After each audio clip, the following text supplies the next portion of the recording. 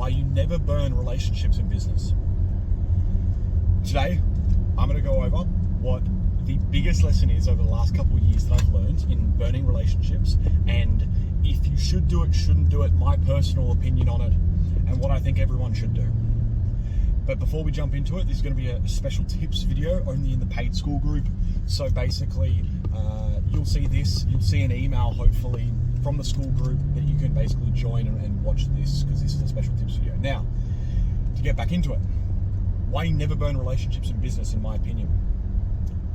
Recently, I had someone come and they basically purchased a large amount of leads, and they became quite a large client, we'll call it.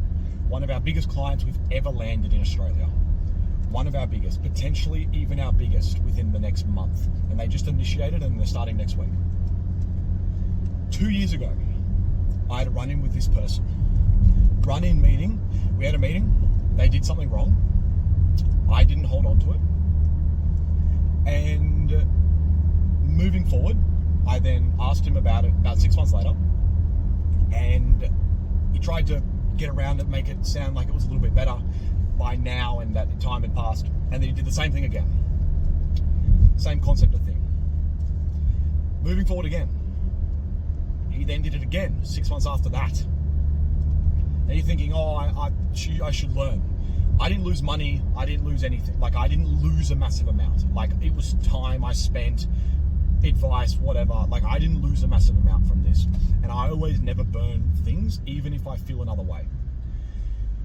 Now, because I got that and I learned that years ago when I was younger, and I thought that was the best way forward to build relationships long term. And now, even now, it being a fair few years, I still hold myself to that very, very importantly, unless someone does something that is truly, truly unforgivable. Like, and I mean really unforgivable. Like something to your family or something like that. But in business, you just have to remember that it's business. That's different. So recently, they reached out and they became a client. After all of this, they became a client. Because I could have been very unprofessional, said, I never want to work with you again because you did this, this, and this. And basically, they became a client. And then after they became a client, they ordered a good amount of leads, and they were moving forward, and they basically were a good client. They were ordering a good amount. And then recently they drastically took it up a notch. They 10 to 15x'd what they were spending. Like, it was insane. It was more than that. It was like 15x what they were spending within a week. It was literally over email. It wasn't even a call. Over email, 15x'd their spend with us. So 15x the amount of leads that they were getting. And this after 2 years of bad faith, basically, where I go into something with good faith, they push back in a negative way. This happened 3 different times. Every time I was like, look, I'm not going to send them an email about this. I'm not going to make this a big deal. And basically, then it turned into this. And this is a repeating concept that I find as well. That has happened in a lot of things, and it's happened in a lot of other business relationships that I've had over the years, where they do something wrong, and as long as you can think positively about it, think to the future, and strategically play it, and also ethically do it, it's very, very important. Because also, especially in Australia, America, I'm not sure, I'm not from America, but Australia, it's a very small world, especially in finance, lead generation. People know each other. So if you go do something severely bad to someone, it gets around. So, especially when you do something really bad, someone who's done something really bad to you, you're 7 times more likely to tell someone else than if someone does something amazingly good to you. So think about that. Again, that was a special tips. Never burn bridges in business, no matter what. Business partners, everything.